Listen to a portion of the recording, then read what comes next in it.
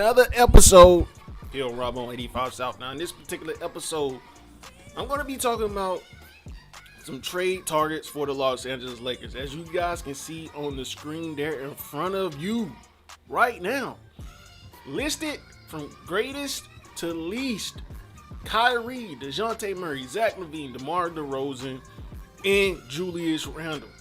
Now, a lot of people aren't even hip to what's going on in the Los Angeles Lakers organization right now because they are not a part of Laker Nation. But let me be the first to tell you, it doesn't matter if you are a part of Laker Nation or not. You know what's been going on with the Los Angeles Lakers, man. It's been up and down since the 2020 championship bubble, whatever you want to call it. Magic Johnson, the Magic Kingdom, Mickey Mouse ring, whatever you want to call it, the Lakers won it. And if it was that easy, why didn't the Bucks win it? The Denver Nuggets, if you guys remember, everybody was going after that championship. The Miami Heat was going after that championship. The Bucks were going after that championship. The Nuggets were going after that championship. But the best team won. So let's continue. Kyrie Irving is going to be the first on this list. If you guys remember back to last season, Kyrie Irving bought a mansion in LA. Now, if you guys know, Kyrie Irving has no ties to LA.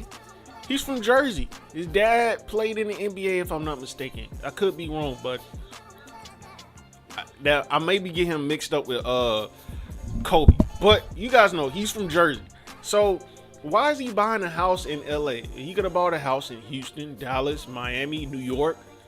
He bought a house last season when the trade speculation was going around that he could possibly be joining the Los Angeles Lakers. And if you guys remember, it just felt like the Lakers were going to make the trade with Brooklyn.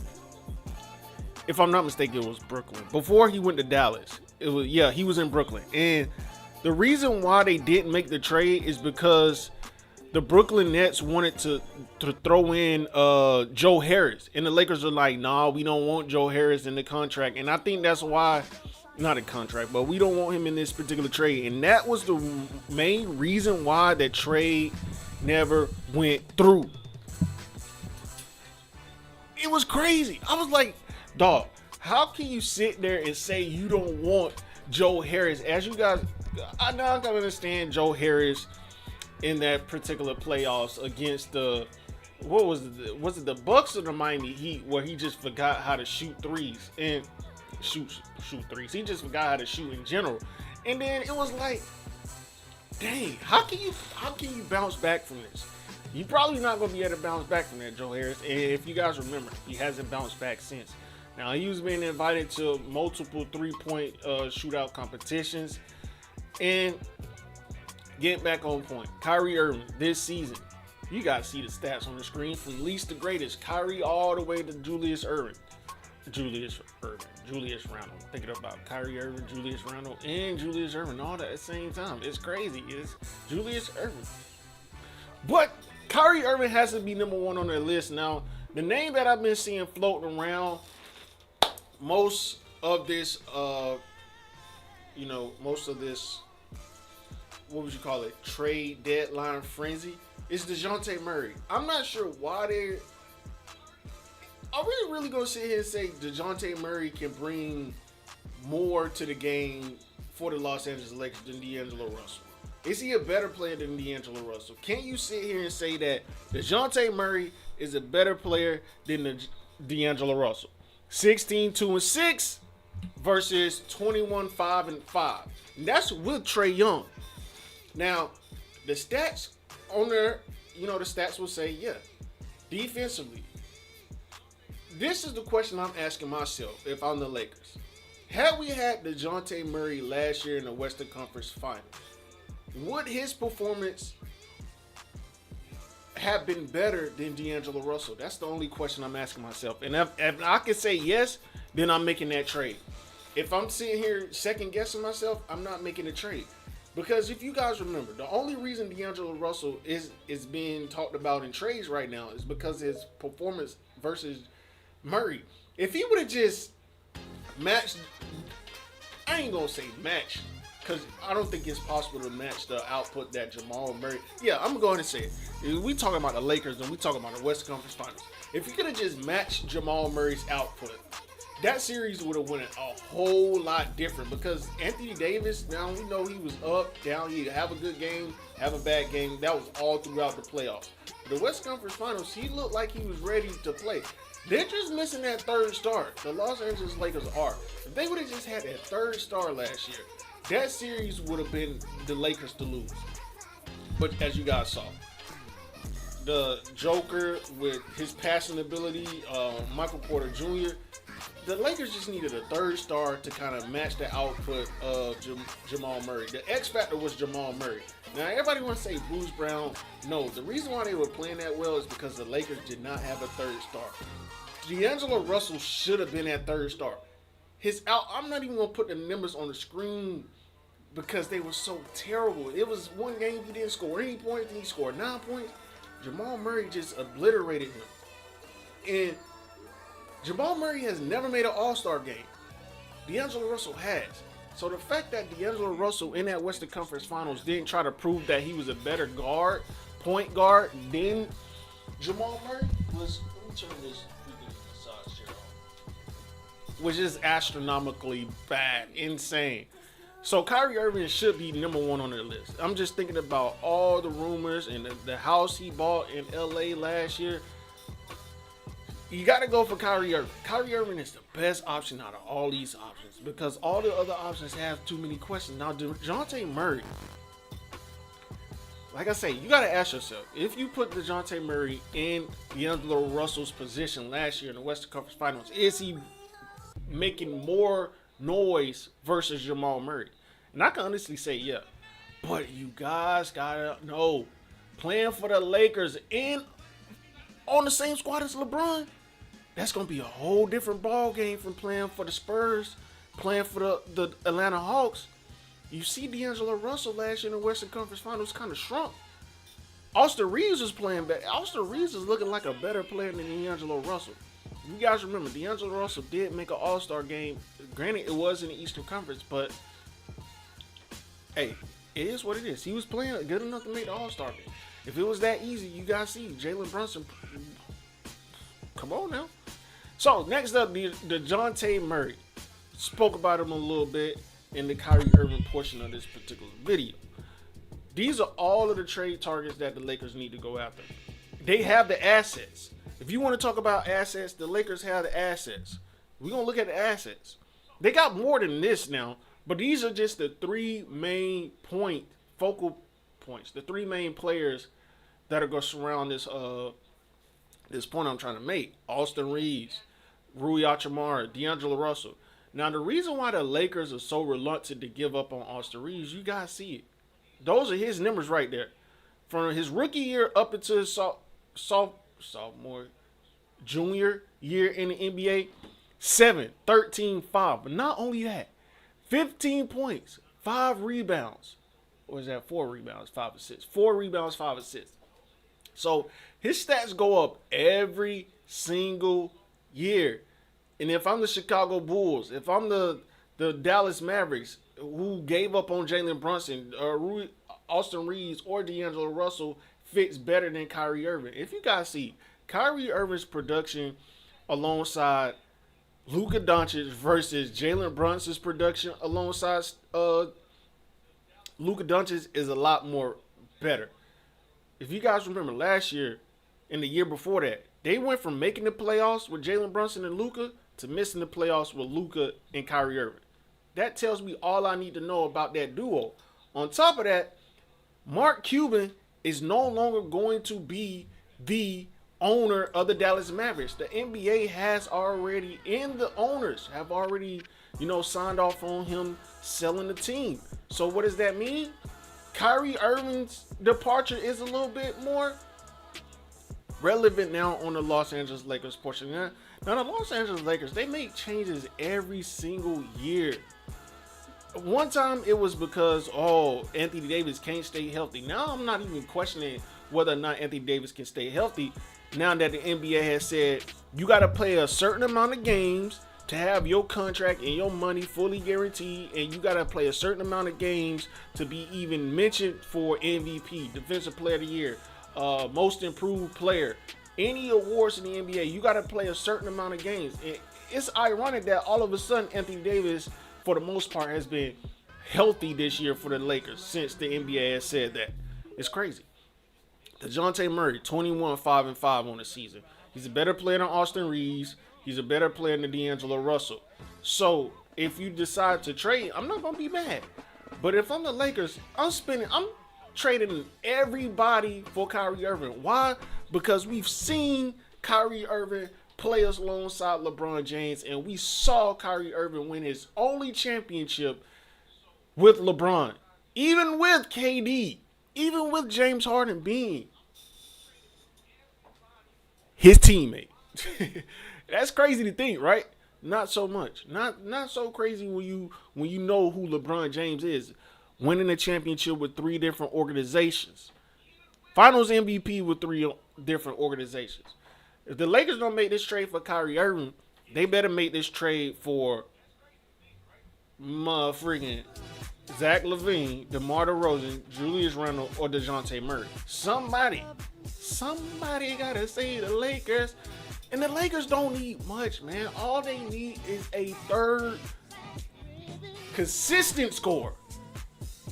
Now all of a sudden, D'Angelo Russell has been finding his motion throughout this season. 16-2-6 is not bad, but we gonna need a lot more than that. We gonna need like 20 to be that third star for the Los Angeles Lakers. You know you're gonna have to put up like 20 plus, and they need that. They needed that last year in the Western Conference. They would have just had that third star, bro. That Denver series would have went to 7, and it would have been won by the Lakers, because the Lakers in the playoffs had the number 1 defense. The number 1 defense. And you guys saw that number 1 defense be exposed. Why? Because they didn't have a third star. In this day and age, and since the inception of the quote-unquote Big 3, that is the Celtics. It started with the Celtics. Ever since that time, if you don't have 3 all-star players on your squad, you have no chance at an NBA championship. And we saw that last year in the Western Conference Finals. Now, you talk about it's hard to make the Western Conference all-star squad. You know that. Jamal Murray, and I'm using that as an example because if you look at Denver, they don't have 3 all-stars, but they have a system that makes a combination of players look like that third all-star or that third star player. You got Jamal Murray, no question. You got Salt. Before that, when Jamal Murray versus Donovan Mitchell in the freaking bubble, when those guys were going back and forth, that's what D'Angelo Russell needed to be for the Los Angeles Lakers in that last year's Western Conference Finals. He needed to be what Donovan Mitchell was against Jamal Murray. But back to my original point, you need that 3. They got Jamal Murray and they got the Joker. That's 2. But then you got Michael Porter Jr. You got Aaron Gordon. Last year they had what's his name? He got traded. Bruce Brown. Those 3 players were equivalent to a third star. If you don't have 3 stars, you need a whole entire squad. But teams like the Lakers, the Miami Heat, the Golden State Warriors, who else out there? The Milwaukee Bucks. Well, the Milwaukee Bucks, in my opinion, they kind of fit. When they had Mike Budenholzer, they kind of fit the same style as the Denver Nuggets. You don't need that 3 all-stars because you have that one generational type talent, and then you got a second star who can get you buckets anytime that he needed to. When they were healthy, you guys saw Chris Middleton was that, and that's how they won their championship. But then they added Drew Holiday, which kind of, you guys see what I'm saying? If you don't have 3 stars or 3 all-stars on your squad, you need a collection of players to kind of offset not having that third guy, like the Nuggets, like the Milwaukee Bucks, the Miami Heat as well, but I'm not going to throw them in there because they have way too many questions. Zach Lavine will be the third focal point for the Los Angeles Lakers. If they had a board that they want to just plaster, names on, these are all of the names that they need to focus on. Nobody else. The Lakers, believe it or not, have the most assets. If you guys look at D'Angelo Russell. D'Angelo Russell in Eastern Conference Finals. In the Eastern Conference is good enough to be an All-Star. He can still put up numbers. D'Angelo Russell is not trash by any stretch of the imagination. It's just difficult. If you are not a score first type of point guard or a score first type of player, it's difficult to play alongside LeBron James. If you're not a player like Kyrie Irving or Anthony Davis, then it's going to be difficult to play alongside LeBron James. If you can't score from three, if you can't get your own bucket whenever you need to, it's going to be difficult to play alongside LeBron James. Examples of that would be Russell Westbrook not being able to fit with LeBron James, one of the greatest player of all time, depending on who you ask. On top of that, D'Angelo Russell, who we saw make an all-star squad with the Brooklyn Nets back when they were building each year and getting better, and then all of a sudden they wanted to go after Kevin Durant, Kyrie Irving, and that derailed their franchise. That's what happens when teams get too greedy and try to go after these superstar players and, throw away their future. As if they didn't do that when they had Mikhail Provorov, who sold away all of their draft picks for Deron Williams. If you guys remember, they had a super team. It was old, but it was still technically a super team. They had Darren Williams, however you want to pronounce it. They had Joe Johnson, Paul Pierce, Kevin Garnett, Brook Lopez before he started to shoot threes, but he was still a little bit dominant. They had a stacked team. Just Google that roster around that time when Mikhail Provorov was the owner. It got so bad that he ended up selling the team and moving back to Russia, I think. It was just crazy. And from that point all the way up until Kenny Atkinson and the D'Angelo Russell experiment, they were improving each year, if I'm not mistaken. The moment this man wins or gets an all-star bid as a starter for the Brooklyn Nets when they went 41-41 and made the playoffs, if I'm not mistaken, that season, they ended up, the following season, it was Kyrie Irving's and KD's, free agency. And they ended up trading away all of that, firing Kenny Atkinson, the best coach that they had since being, in Brooklyn. Even with, that super team that they had under Mikhail Provorov. It was just crazy. Back to the point. Back to the topic at hand. Zach Lavine will be the third player.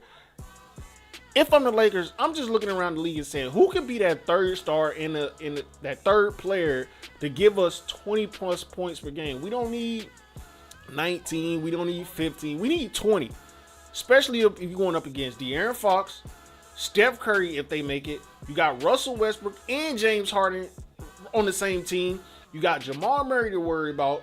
You got Shai Gilgeous-Alexander to worry about. And you got a budding superstar in the Minnesota Timberwolves player, Baby Jordan. So you got all of these things that you need to, well, not all of these things. They literally got one question. Can we get that third star to give us 20 points to help LeBron and 80? That's literally all they need. Even if they trade Rui Hachimura, D'Angelo Russell, and Austin Reeves, they still got a stacked squad. If you guys look at it, they still got Gabe Vincent. They got Jalen Hood-Schifino, if I'm not mistaken. You got Max Christie. You got LeBron. And if you go after Zach Lavine, the DeJounte Murray or Kyrie Irving, you still got that point guard. If you go after D'Angelo Russell or Julius Randle, you still got Gabe Vincent, who hasn't been healthy this season, but they still have enough assets that they can actually possibly go after a Kyle Lowry if he's on the buyout market. And just, bring in a solid, role-playing point guard now that you got that third scorer in either Zach Lavine, because he's more of a two guard and you probably want a point guard. DeMar DeRozan or Julius Randle if you don't go for DeJounte Murray and Kyrie Irving. That's what I'm looking at this, man. I'm looking at this and saying it's not all bad for the Lakers because ever since 2020, the only thing that they really need is a third scorer, bro. That's it. A third score. If you can get that third score, I'm gonna try to make this a little bit larger. I can't make it a little bit larger than that. It is what it is. We're gonna move it to the middle. So these are the players that are going to be, like I say, the reason why Jeanie Buss and the Lakers don't want to give up on Austin Reeves is because this man, even coming off the bench, being inserted into the starting lineup, this, that, and the third, he's still productive. 7 points his first year, 13, 15. And the Lakers should, it's going to be in LeBron's documentary. They dropped the ball on Ty Lue. I can honestly say, and I honestly feel, if Ty Lue was the head coach of the Los Angeles Lakers, I think it would be a lot better than what it is right now. And I think they would probably have 2 championships. Because that 2020 season, all things being all things, with Ty Lue, they win that anyway because that was just the perfect scenario for LeBron James and Anthony Davis. They win that anyway. A little bit more easier if Ty Lue was the head coach, in my opinion. Because Frank Vogel, Luke Walton, Darvin Ham are like the worst coaches for a team with LeBron James and Anthony Davis. If you're not going out there, Mark Jackson, Eric Spoelstra, Ty Lue, Mike Malone. I'm not saying Steve Kerr because Steve Kerr, if you guys realize, Steve Kerr is a terrible coach without Steph Curry, Klay Thompson, KD, and Draymond Green all fully healthy. Let's just be real. If you're not one of those, even Tom Thibodeau, I would throw in that conversation as well. But you guys know if Tom Thibodeau was the head coach of the Los Angeles Lakers, AD would probably be out of the league right now with a career-ending injury the way he played his teams. And LeBron James probably would have retired 2 years ago. So, all things being all things, let's keep it moving. DeMar DeRozan will be the 4th option. Why? Because that's one of the names that were floating around when he was a free agent. But the Lakers just didn't want to commit, again, making a dumb decision. Because if they would have had DeMar DeRozan, even though he can't shoot threes, he has a mid-range game that you just got to respect. And he can hit an occasional 3 now. He ain't just going to, okay, I'm going to try. I'm pushing. But if you had him in the Western Conference Finals instead of D'Angelo Russell, and then you got Austin Reeves still running point and having his game develop even more, than what it was developing with D'Angelo Russell. It's just the coaching. I don't know why Luke Walton to coach LeBron. Oh my God. Then I think he lasted way too long. Frank Vogel, after what he did with Orlando or didn't do with Orlando, then you go to Darvin Ham. Who's Darvin Ham? Never heard of him. Never even knew he played in the NBA until 2K put him in NBA 2K24. They never had this man in the game for every season that they've released this freaking game until 2K24. I don't feel I'm wrong with saying that because I've never had that dude on my team. I never seen him in a my team pack until 2K24 releases. How ironic is that? You go to the Lakers and all of a sudden we figure out that he used to play for the NBA. Now, a lot of people probably already knew this. Getting off topic. DeMar DeRozan. Like I say, the Lakers dropped the ball on that because they didn't want to pay him the money that he was asking. And then you look at the contract that he got from the Chicago Bulls, and I'm like, you didn't want to pay that? But you would take on Russell Westbrook's contract? It's crazy. They would have had more wiggle room with DeMar DeRozan's contract and whatever. He was probably asking for something outrageous, but from what I know, that he signed with the Chicago Bulls, he took that, but didn't want to take whatever the Lakers. It just seems somebody dropped the ball on it. Either that was the Lakers or DeMar DeRozan trying to make it seem like the numbers that he was asking for wasn't that crazy. Because the contract that he got from Chicago, it's not a worse contract than they took on for D'Angelo Russell.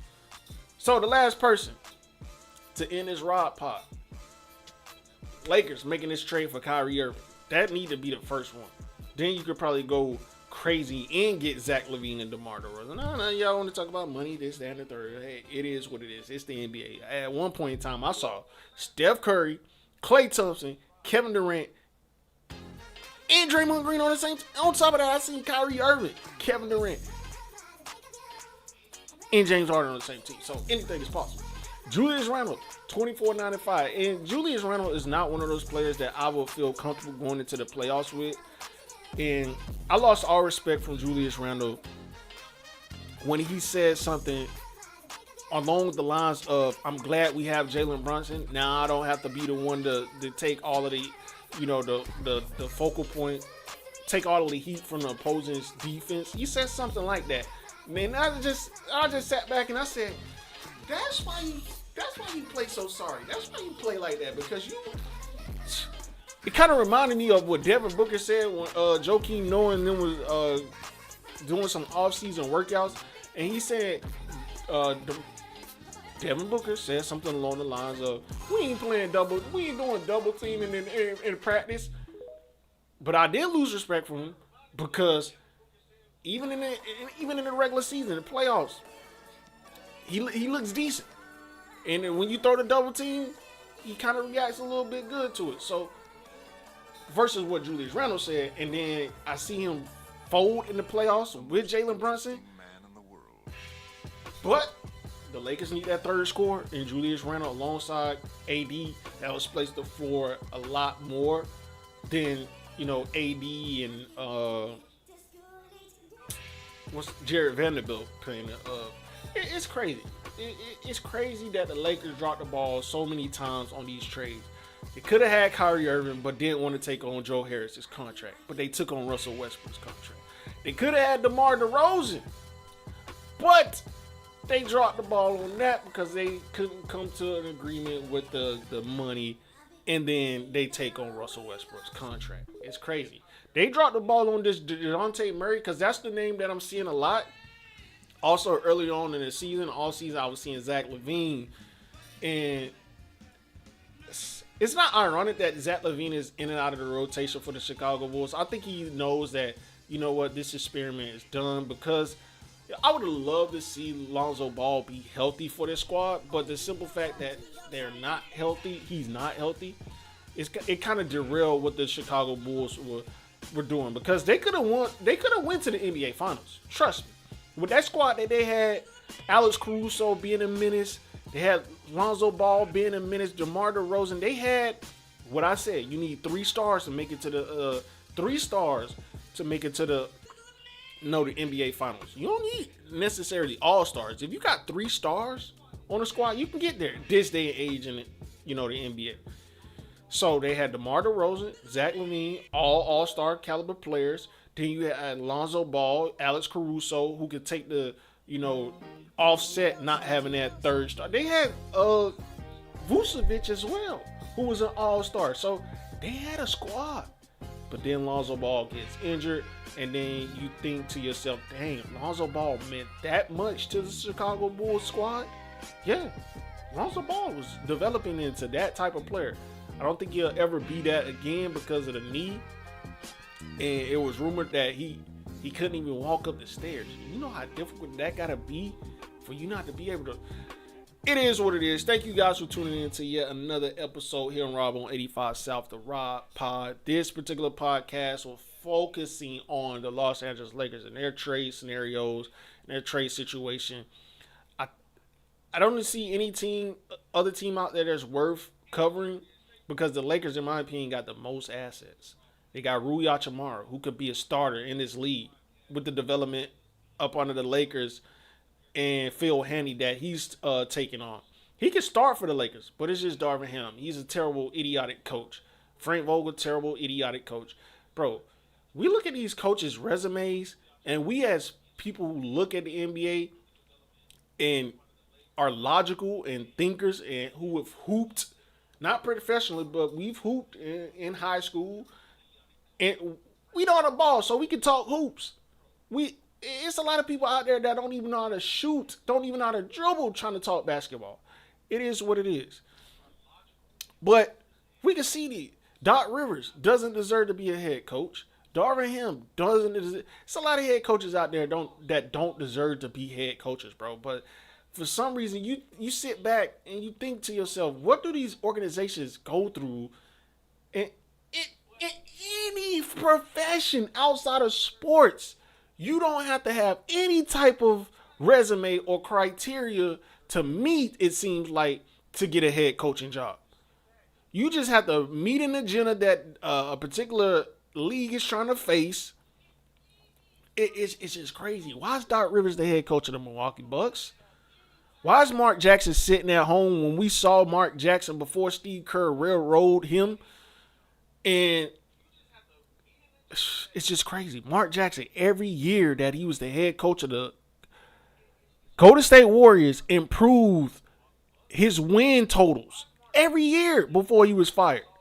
And then it is a reason why I always say this in every live stream that I talk about Steve Kerr. It's a reason why he said no to that Knicks job and yes to the Golden State Warriors job, because it was a lot easier. And if you take that route, you don't deserve to be talked about as a top head coach of all time. At the peak of the Golden State Warriors run, it was a lot of people talking about Steve Kerr being a top 5 head coach all time. And then you see Luke Walton, when he's out with back surgery,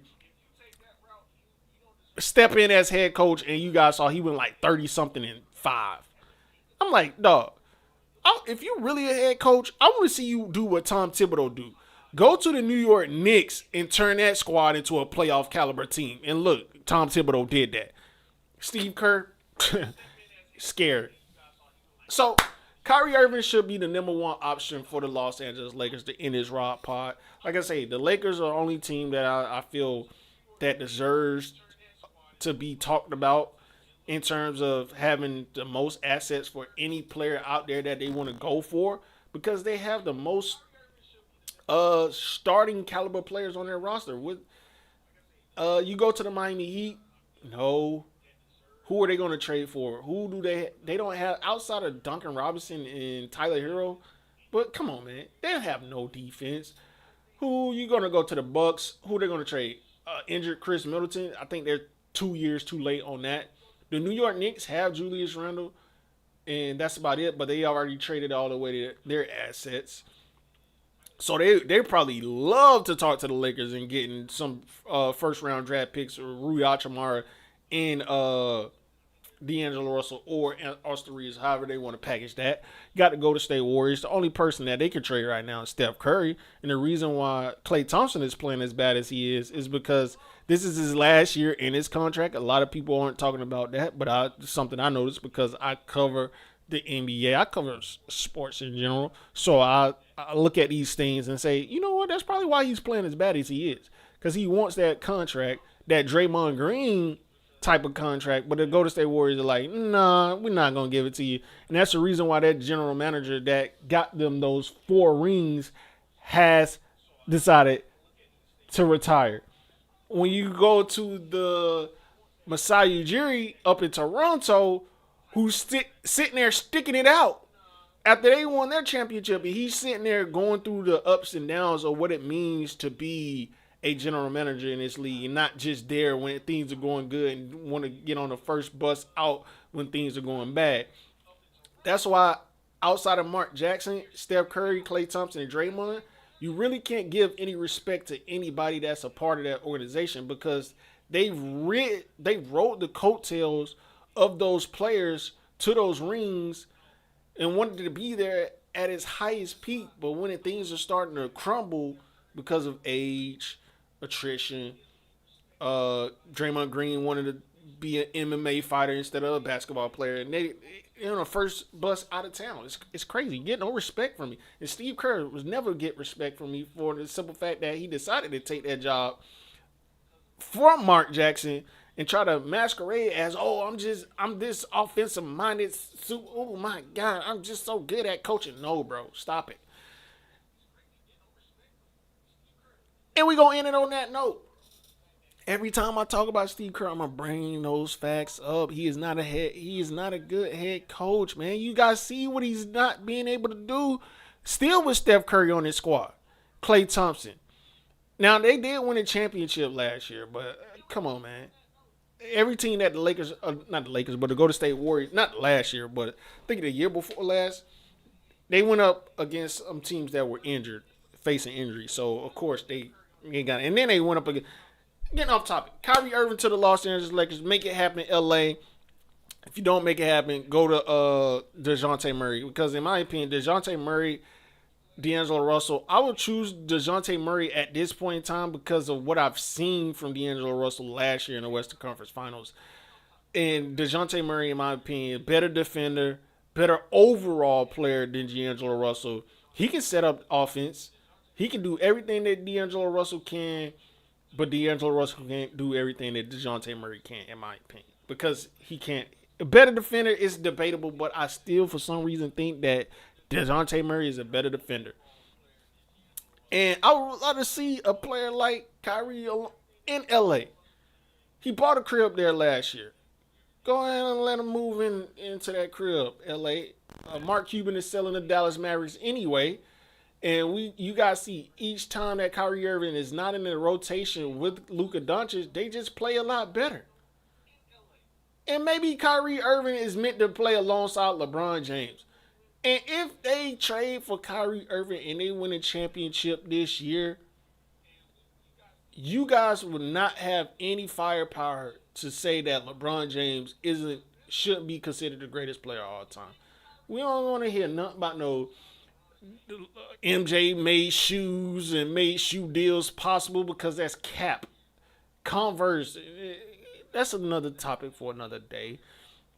He made the NBA global. Did he really? Did he really make the NBA global? Come on, man.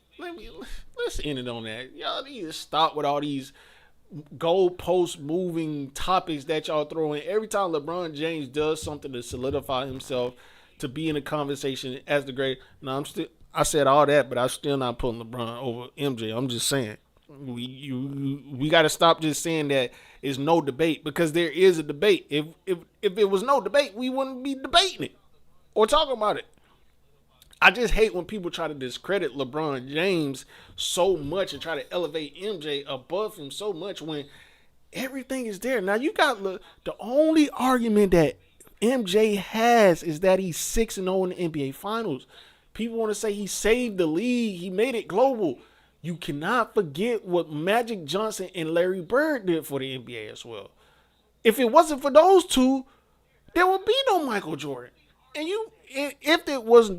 if those two guys weren't battling back and forth for championships and Showtime Lakers making the league fun to watch, if those two were never in the NBA, and then we waited from the time period that we needed to wait up until MJ got to the league, do we think that MJ, in all things being all things, he still goes 6-0 in the finals? Do we still feel like the NBA will be as big?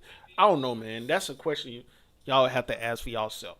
Other than that, Los Angeles final, go ahead and go after Kyrie Irving. If you don't go after Kyrie Irving, make sure you go after DeJounte Murray. All these other players are just some throw-in names because I feel like the Lakers are only missing a third scorer. He doesn't have to be a star. It doesn't have to be an all-star. You just have to put 20 points up on the board for the squad. Zach LaVine, DeMar DeRozan, and Julius Randle would be those players. Other than that, I'll see you guys in the next live stream. You have been tuned in to yet another episode here on Rob on 85 South. The Rob Pod is over. I'll see y'all in the next one. Have a good weekend.